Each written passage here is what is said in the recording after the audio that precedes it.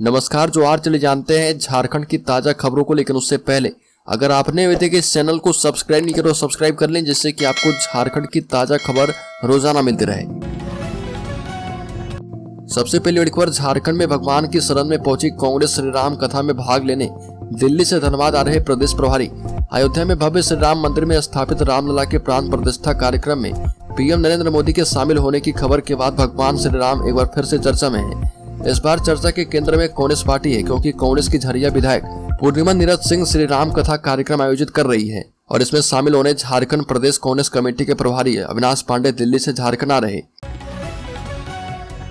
बड़ी खबर, पलामू की लड़की को फ्री फायर खेलते हुए हुआ प्यार, हरियाणा के लड़के से होने लगी बात। घर से भागकर प्रेमी के पास पहुंच गई नाबालिग। मोबाइल पर ऑनलाइन गेम से शुरू हुआ रिश्ता इतना मजबूत हो गया, नाबालिग लड़की अपने घर से फरार होकर अपने प्रेमी के पास पहुंच गई। पलामू में रहने वाली लड़की हरियाणा में रहने वाले लड़के से मिलने पहुंची और घर वालों ने तलाश शुरू की तो पूरी कहानी सामने आ गई। ऑनलाइन गेम फ्री फायर खेलते हुए पलामू की एक लड़की को हरियाणा के युवक से प्यार हो गया। 17 साल की लड़की अपने प्रेमी सुबोध कुमार रावत से मिलने का जुनून ऐसा सवार किया कि अकेले ही घर से भागकर 1300 किलोमीटर दूर पहुंच गई। और लड़की नाबालिग है, मनातू थाना क्षेत्र की रहने वाली है, जबकि लड़का हरियाणा के यमुनानगर का रहने वाला है। बड़ी खबर, डैम तालाबों में रहेगी एनडीआरएफ की टीम, घाटों पर बनेंगे चेंजिंग रूम। महापर्व छठ में व्रतियों की सुविधा को लेकर नगर निगम और प्रशासन रेस हो गया है। छठ घाटों की सफाई और खतरनाक घाटों पर सुरक्षा व्यवस्था के लिए डीसी राहुल सिन्हा और एसएसपी चंदन सिन्हा ने छठ पूजा समितियों के प्रतिनिधियों के साथ बैठक की है।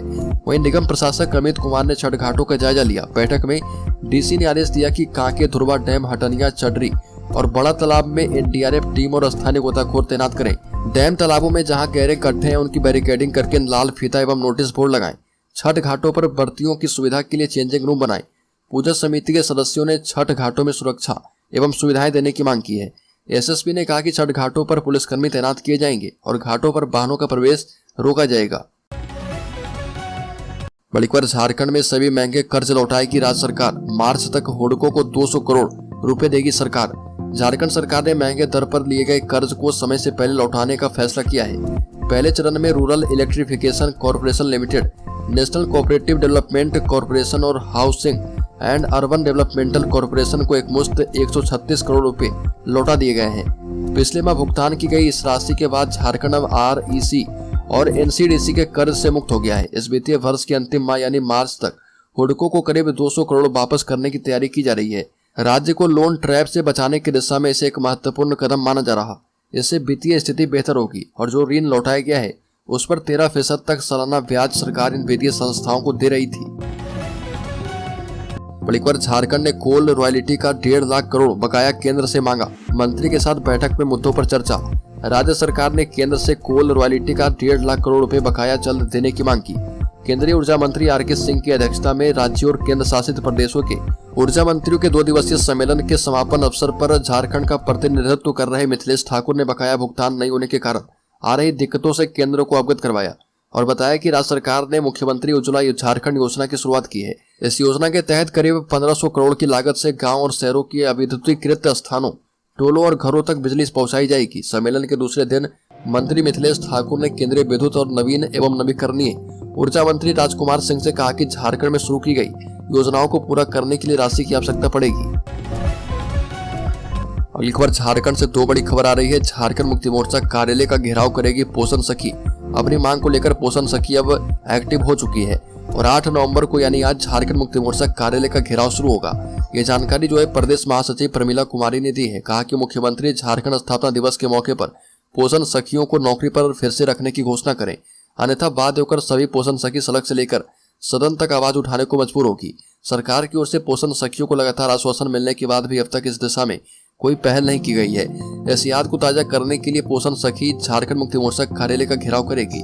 साथ ही वित्तरहित कॉलेज स्कूलों में आज शैक्षणिक हड़ताल किया गया है। झारखंड के वित्तरहित हाई स्कूल, इंटर कॉलेज में शैक्षणिक हड़ताल है और शिक्षक वित्तरहित स्कूल, इंटर कॉलेज, मदरसा एवं संस्कृत स्कूलों के शिक्षक एवं कर्मियों को वेतनमान देने, डिग्री कॉलेज के तर्ज पर अनुदान देने की मांग कर रहे हैं और 30 नवंबर को शिक्षक जो है राजभवन के समक्ष धरना देंगे।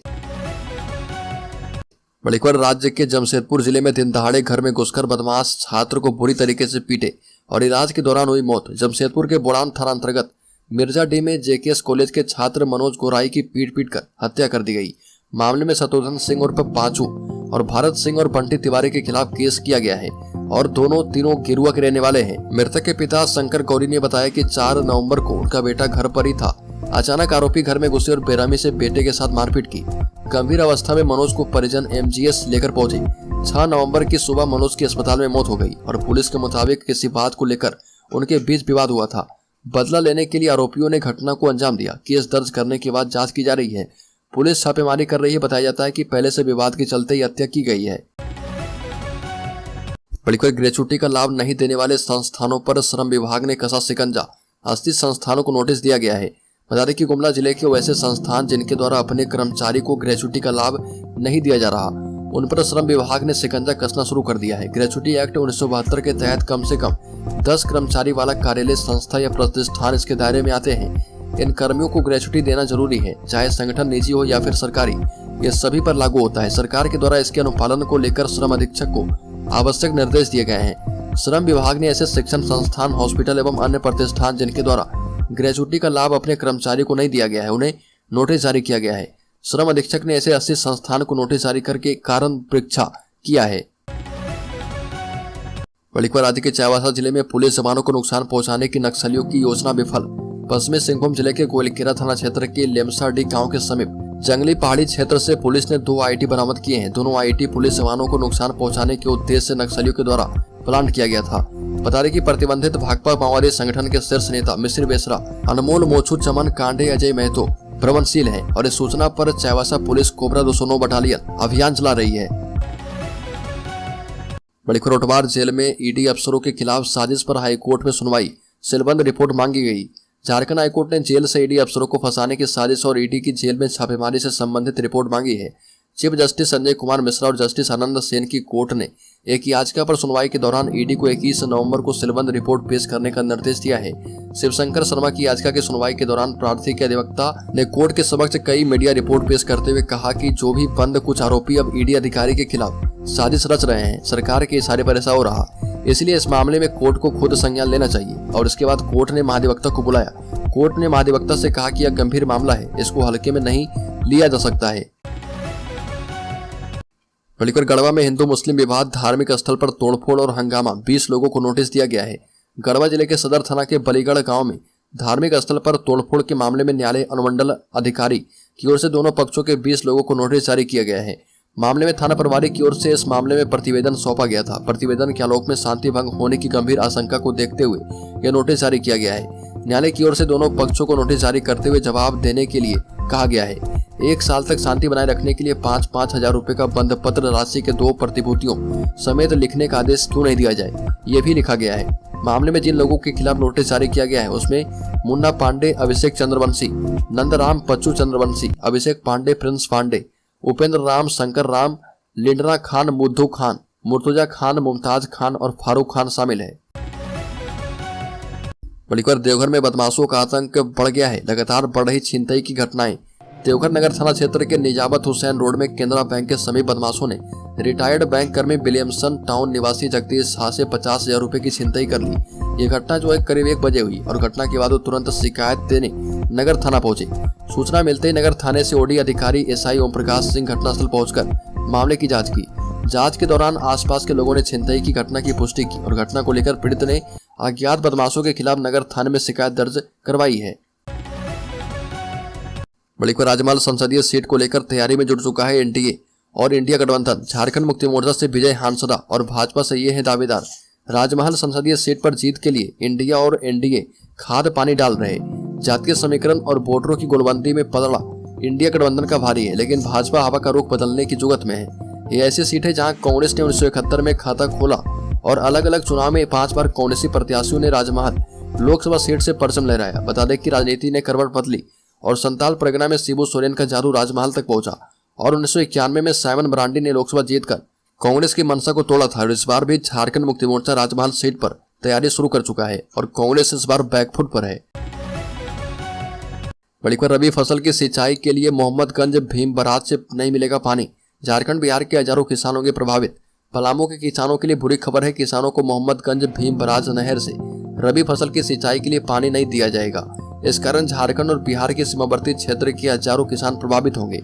पलामू में झारखंड और बिहार का सीमावर्ती इलाका लगातार सुखाड़ से जूझ रहा।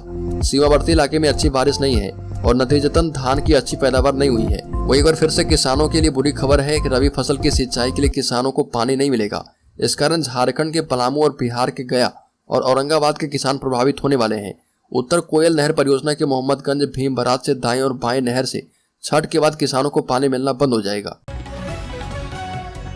एक बार झारखंड के टाटा में टाटा मोटर्स ने अपने कर्मचारी को किया VRS ऑफर। इस तारीख तक ये कर्मचारी उठा पाएंगे योजना का लाभ। टाटा मोटर्स ने अपने कर्मचारी को स्वैच्छिक सेवानिवृत्ति योजना VRS ऑफर की है। कर्मचारी 8 नवंबर से 8 दिसंबर तक योजना का लाभ उठा सकते हैं। कंपनी की ओर से 45 वर्ष से अधिक आयु के सभी कर्मचारियों को स्वैच्छिक सेवानिवृत्ति योजना की पेशकश की गई है। बता दें कि इससे पहले कंपनी की ओर से 15 दिसंबर 2021 में कोरोना काल के बाद कर्मचारी के बीच VRS योजना आई थी, जिसमें 3 से 4 साल शेष रहे नौकरी वाले अधिकतर कर्मियों ने इसका लाभ उठाया था। स्कीम लेने वालों में ज्यादातर मेडिकल अनफिट, लंबे समय से अवकाश पर चले कर्मचारी और 2-3 साल सर्विस बचे कर्मचारी एवं अधिकारी शामिल थे। बड़ी खबर 3 दिसंबर को रांची में जुटेंगे राज्य के रसोइया एवं संयोजिका संघ। झारखंड प्रदेश विद्यालय रसोइया संयोजिका संघ 3 दिसंबर को रांची के मोराबादी मैदान में एक बड़ी संख्या में जुटेगा। इसको लेकर प्रखंड स्तरीय बैठक गोड्डा प्रखंड के पूर्वी क्षेत्र सरोनी के उत्क्रमित मध्य विद्यालय घाट बंका के प्रांगण में आयोजित की गई। बबीता कुमारी आनंद ने बताया कि पिछले 3 दिन अगस्त को संघ के प्रदेश कमेटी की ओर से शिक्षा सचिव के साथ हुए समझौता वार्ता में लंबित मांगे, जिसमें रसोइया के मानदेय में 1000 की वृद्धि करने, 12 माह का मानदेय देने, बकाया मानदेय का भुगतान करने, वर्ष में 2 वस्त्र देने, रसोइया संयोजिका का स्थायीकरण करने एवं रूलबुक बनाने सहित चिकित्सा सुविधा को लागू करने पर स्वीकृति प्रदान की गई है। बड़ी खबर झारखंड में बड़ी संख्या में होगी शिक्षकों की बहाली। 6 दिसंबर से पहले कर लिया आवेदन। विद्या विकास समिति और वनांचल शिक्षा समिति की ओर से सरस्वती शिशु विद्या मंदिरों के नाम से झारखंड में संचालित विद्या भारती के स्कूलों में बड़ी संख्या में शिक्षकों की बहाली होने जा रही है। इसके लिए 24 दिसंबर को झारखंड के अलग अलग केंद्रों पर लिखित परीक्षा ली जाएगी। लिखित परीक्षा के बाद साक्षात्कार होगा और उच्चतर योग्यताधारी को वरीयता दी जाएगी। विद्या विकास समिति झारखंड के प्रदेश सचिव अजय तिवारी ने कहा कि विद्या भारती की ओर से झारखंड में 214 विद्यालय संचालित हैं, जिनमें से लगभग 150 विद्यालयों में अलग अलग विषयों के शिक्षकों की बहाली की जाएगी। जिनकी नियुक्ति होगी उन्हें किसी भी स्कूल में भेजा जा सकता है। बढ़कर विधायक ढुल्लू महतो का धनबाद एसएसपी पर गंभीर आरोप। विधायक ने कहा कि एसएसपी की अपराधियों से 60 गांठ है, करा सकते हैं मेरी हत्या।